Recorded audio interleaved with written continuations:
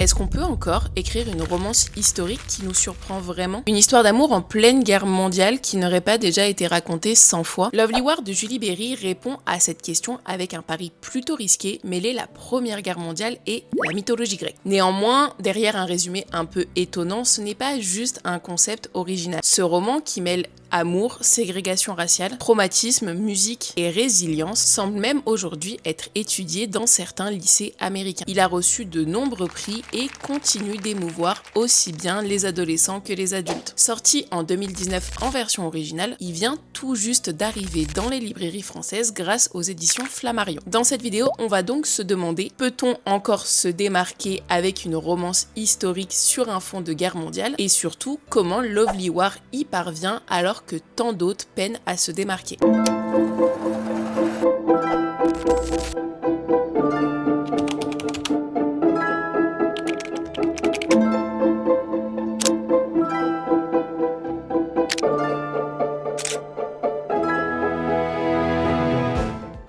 Lovely War, c'est ce livre et il s'ouvre donc à New York en 1942, donc bien après la Première Guerre mondiale. La déesse Aphrodite est surprise par Héphaïstos en plein adultère avec Arès. Elle est alors convoquée devant un tribunal divin qui sera plutôt un petit huis clos dans une chambre d'hôtel. Pour se défendre, elle va raconter deux histoires d'amour qu'elle a influencées pendant la Première Guerre mondiale. La première, c'est celle d'Hazel, une jeune pianiste britannique, et James, qui doit partir au front une semaine après leur première rencontre. La deuxième met en scène Aubrey, un musicien noir donc engagé dans l'un des corps de l'armée américaine et envoyé en France. Il rencontre notamment Colette, une chanteuse belge qui a tout perdu au tout début de la guerre. À travers leur parcours, le roman il va aborder plein de sujets, comme notamment l'amour, mais aussi la perte, le racisme, l'espoir et les traumatismes. Les deux couples ils vont devoir faire face à des épreuves terribles, mais aussi à des moments d'espoir portés par plein d'autres choses, comme notamment la musique et aussi la résilience. Le tout est en grande partie raconté par Aphrodite, mais pas seulement, puisqu'elle va appeler des témoins à la barre, comme par exemple Apollon, Hadès ou bien encore Arès. Chaque dieu va un peu incarner un pan de l'expérience humaine, la mort, la guerre, la beauté de la musique, la beauté de l'art ou bien encore la trahison.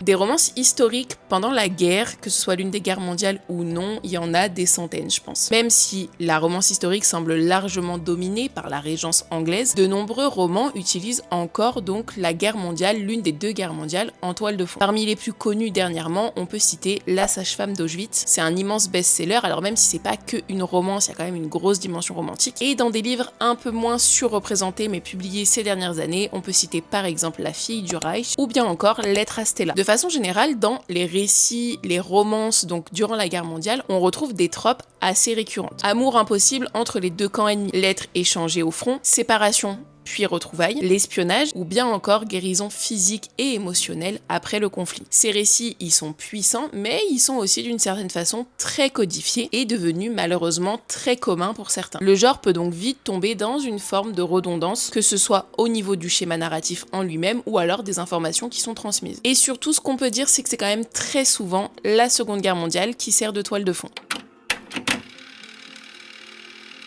La Seconde Guerre mondiale, elle semble omniprésente, que ce soit dans la littérature romantique, dramatique et historique. Pourquoi? Il y a plusieurs raisons qui peuvent potentiellement expliquer cela. Tout d'abord, on peut parler des questions morales que la Seconde Guerre mondiale va susciter. La Seconde Guerre mondiale, c'est la lutte contre le nazisme.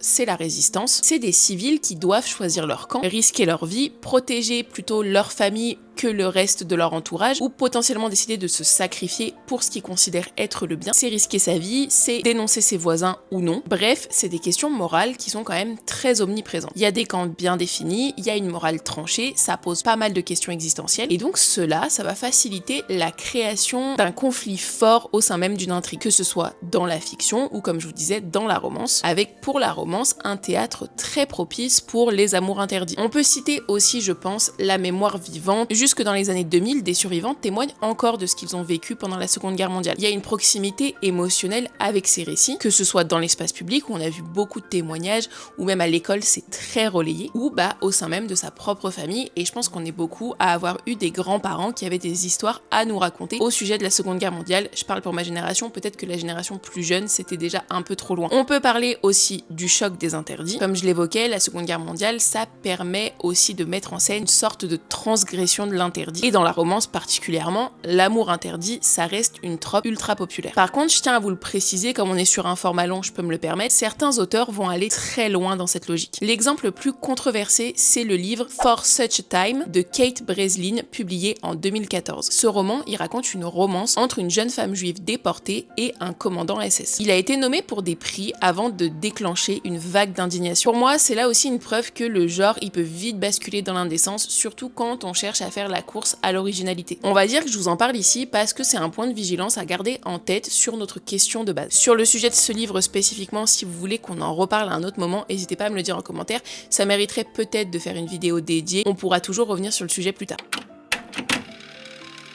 La Première Guerre mondiale, elle semble beaucoup moins représentée dans la fiction historique et notamment dans la romance, même si évidemment on peut citer des exemples comme Un long dimanche de fiançailles, qui est un livre qui a été adapté en film. On peut se poser des questions et notamment on peut se demander est-ce que dans l'inconscient, la Grande Guerre, elle n'est pas perçue un peu comme trop statique et donc avec moins de potentiel cinématographique. C'est compliqué de mettre des mots un peu sur cette question-là, j'espère que vous comprenez là où je veux en venir. Dans les raisons principales qui peuvent pousser à privilégier la Seconde Guerre mondiale dans de la fiction historique plutôt que la première, on peut reparler en fait de ces enjeux moraux qu'on a évoqués un peu avant dans la vidéo, enjeux moraux qui vont pousser les civils à prendre des décisions, à prendre parti, des décisions qui sont très lourdes et qui vont questionner un peu leur rapport au bien et au mal. On est sur des récits qui peuvent sembler un peu plus lents sur certains aspects et comme je disais, qui est peut-être moins présent dans la mémoire familiale que la Seconde Guerre mondiale, même si ça reste quelque chose de très lourd, on va dire, dans l'histoire d'une famille, mais il y a une distance un peu en termes de temps qui fait que c'est toujours la Seconde Guerre mondiale qui est plus racontée que la première. Par contre, il faut pas oublier une chose, c'est que la Première Guerre mondiale, c'est aussi des dynamiques qui sont hyper intenses et qui sont hyper riches et que je pense que tout ce qu'on a cité, ça relève un peu de la perception qu'on en a aujourd'hui, mais pas de la réalité. Quand on lit des récits sur la Première Guerre mondiale, on parle beaucoup d'espoir brisé, de jeunes couples qui ont été séparés sans promesse de retrouvailles et du rôle fondamental donc des lettres dans le réconfort des soldats qui sont envoyés au front. Ça entraîne des dynamiques qui sont elles aussi très puissantes dans la romance. Je sais pas vous, mais pour ma part, j'ai très peu de titres à vous citer en fait qui nous permettraient d'aborder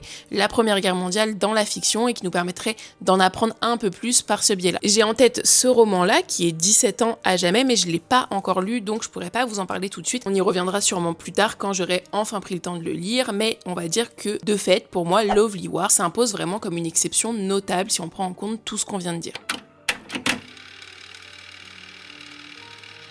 Ce roman n'est pas seulement une belle histoire, même si je vous l'accorde, l'histoire est magnifique. Certains indices laissent penser que ce livre y serait utilisé comme support, notamment dans les lycées américains. Ces indices, c'est notamment des guides pédagogiques complets pour aborder le livre en classe, des guides qui fournissent notamment des analyses du texte et des sujets de dissertation. Le roman y figure donc sur la liste des lectures recommandées pour les classes de lycée. Donc on parle du grade 9-12 aux États-Unis, je connais assez mal, mais qui représenterait donc la tranche d'âge 14-18 ans. Et donc il semble s'intégrer parfaitement donc dans des cursus d'anglais ou d'histoire. En particulier donc pour aborder le sujet de la Première Guerre mondiale, mais aussi de la diversité et la question du racisme.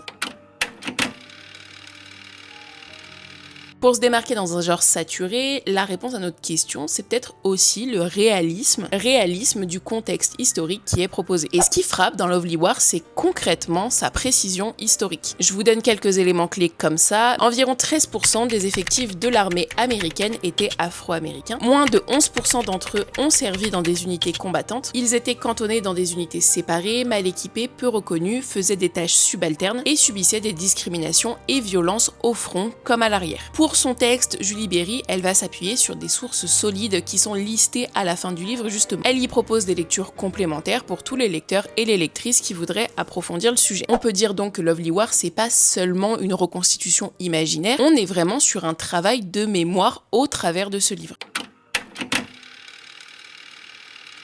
Un autre point peut aider à répondre à notre question de base sur comment se distinguer et c'est la narration. Je pense que le plus original dans Lovely War, c'est vraiment son choix narratif. Le récit, il est raconté en grande partie par Aphrodite, convoquée donc dans un tribunal par son mari Héphaïstos. D'autres dieux, comme je vous disais, sont appelés comme témoins. Ils vont intervenir pour commenter, pour révéler, pour expliquer certains aspects des romances qui sont racontées. Donc ça va à chaque fois enrichir un peu le récit. Pourquoi est-ce que ça fonctionne? Chaque dieu va incarner une facette facettes du récit, si on peut dire. On va avoir notamment l'amour avec Aphrodite, mais aussi la guerre avec Arès, la mort avec Hadès et Apollon qui vient nous parler notamment de la puissance de la musique et de l'art. Ça va créer une sorte de mise à distance poétique et tout est amplifié, on va dire, par le regard du dieu grec donc qui est concerné et qui nous raconte cette histoire. Au final, cette narration vraiment très étonnante, elle va rendre le récit proposé universel, plus seulement ancré sur quelques années, mais on est vraiment sur quelque chose qui nous semble même intemporel. Je trouve que ça rompt un peu avec la froideur du ton documentaire qu'on peut avoir à certains moments et que ça va vraiment nous proposer un livre qui, en plus d'être très intéressant, est très poétique. Je pense aussi, ce qui est important de préciser, c'est que malgré tout ça, le livre il trahit pas la réalité dans le sens où on n'est pas du tout sur une romantaisie, contrairement à ce qu'on pourrait imaginer quand on lit le résumé rapidement. On n'est pas du tout sur une romance avec des dieux grecs et autres. Les dieux grecs, ils sont juste là pour nous conter cette histoire, mais il n'y a pas d'intervention de magie ou autre. Ce qu'il faut savoir, c'est que le roman, il a eu un accueil critique particulièrement élogieux depuis sa sortie, donc en 2019. Il a reçu de nombreuses distinctions, comme notamment le Golden Kite Award for Young Adult Fiction en 2020, l'Amelia Elizabeth Walden Award en 2020 également, le Whitney Award en 2019 et qu'il a été finaliste des Goodreads Choice Awards en 2019. Il figure aussi dans les sélections du New York Times, de Kirkus Reviews, Dorn Book, de Shelf Awareness, etc. Il y a plein d'autres choses. Pour l'estimation des ventes, il n'y a pas de chiffre public que je peux vous donner, mais on peut dire que son passage donc dans la liste des best-sellers du New York Times indique généralement au moins plus de 50 000 exemplaires vendus, et ce en grand format. Bon, à titre personnel, qu'est-ce que je pense de Lovely War? Il est peut-être l'heure de vous donner mon avis après l'avoir lu. Ce que je peux vous dire, c'est que ce roman, il m'a profondément marqué, bouleversé, ému, que ce soit notamment par son humanité, par la sensibilité des personnages et par la richesse de son contexte. Franchement, je crois que j'ai presque tout apprécié dans ce livre. C'est pas un livre qui cherche à choquer, qui cherche à impressionner, c'est vraiment un livre qui a un message à nous transmettre, message historique, et aussi une vraie question sur le sens de l'amour, le sens des sentiments et autres. En soi, il cherche vraiment à raconter avec le plus de justesse possible ces deux romances-là, ce contexte historique-là. Comme je vous disais, outre l'aspect donc historique, ce roman pour moi il questionne vraiment la notion d'amour et ce qu'est vraiment ce sentiment dans son état le plus pur, si on peut dire. Et ça me permet de le ranger à côté d'autres livres qui, je pense, nous poussent à questionner des sujets existentiels de la vie sans vouloir être trop mélodramatique.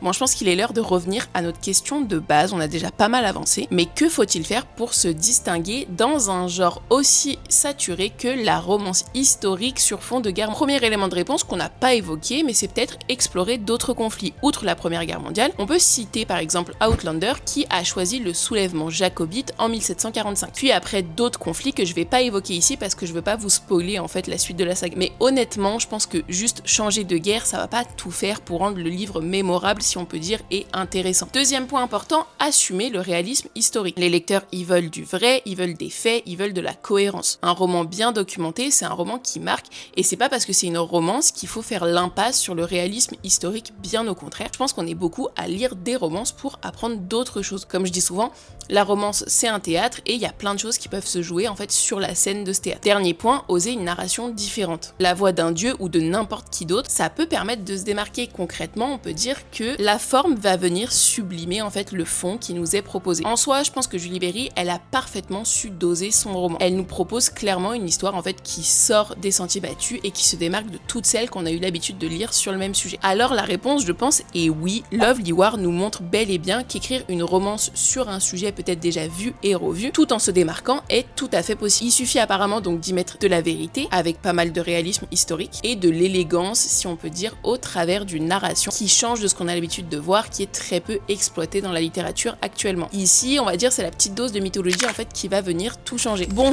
est-ce que vous avez lu Lovely War? Est-ce qu'un roman historique vous a déjà surpris au point de vous apprendre quelque chose de nouveau? Dites-moi tout en commentaire, j'essaierai de lire vraiment tous vos retours. Si ce format vous a plu, pensez à vous abonner, à liker cette vidéo et à partager avec un ami qui serait potentiellement intéressé par ce livre. C'était ma toute première vidéo sur YouTube, donc n'hésitez pas à me faire vos retours.